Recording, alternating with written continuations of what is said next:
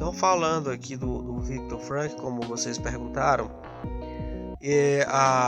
estudem mais sobre a logoterapia. Vocês vão acompanhar, pesquisem no Google, pesquisem artigos científicos lá no Google Acadêmico, no School, em fontes confiáveis. Vocês irão saber de Viktor Frankl, quem foi ele, o que ele fez, o que ele passou, entendeu? Baseia-se no sentido da vida, o principal motor da existência humana. A logoterapia busca ajudar o indivíduo a encontrar sentido em meio às dificuldades e desenvolver uma força para lidar com adversidades.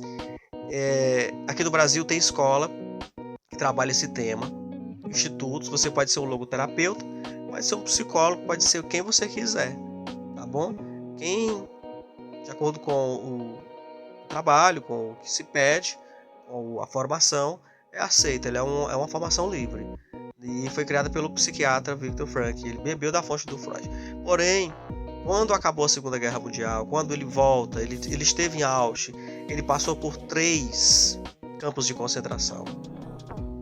Ele acompanhou o sofrimento quando os nazistas prenderam aquele povo.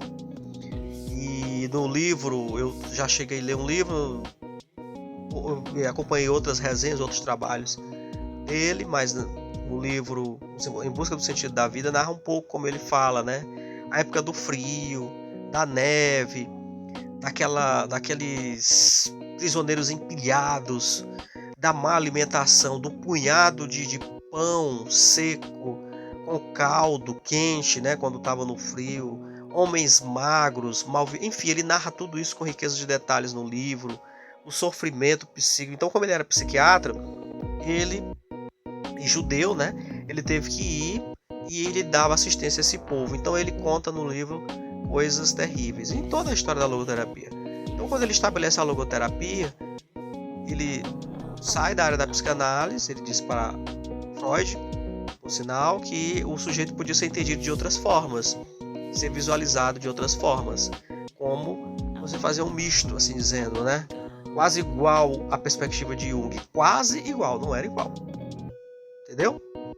De religião e de filosofia. Mais ou menos isso. A corrente, aliás, a primeira, né? Dentro desse rol, é a psicanálise.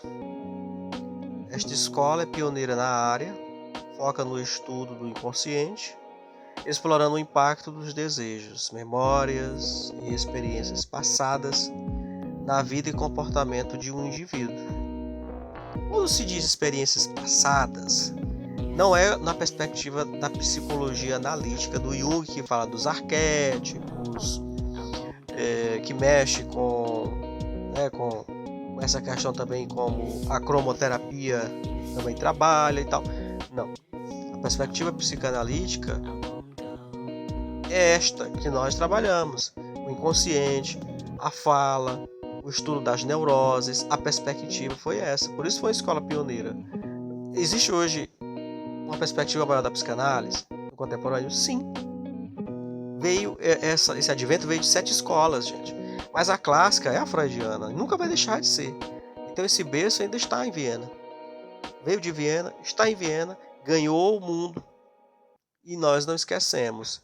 Então, quando lhe perguntarem quais as 3 forças de psicoterapia de Viena, nós temos a psicanálise, a psicologia individual do Adler, e aí veio ampliou, né, com outras escolas de psicologia, e a logoterapia do Viktor Frankl. Tá beleza? É isso. Aqui o assunto diz respeito a isto. Se você for pesquisar sobre as psicologias, aí você verá, né, qual foi a primeira área da psicologia. Quando você for fazer aí já é uma outra pesquisa.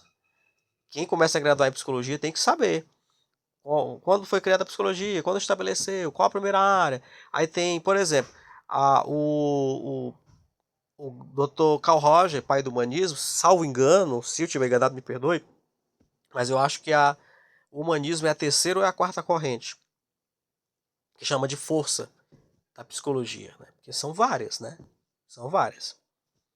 Tá bom? Então era só isso, apenas para esclarecimento. Tá legal? E não custa nada esclarecer.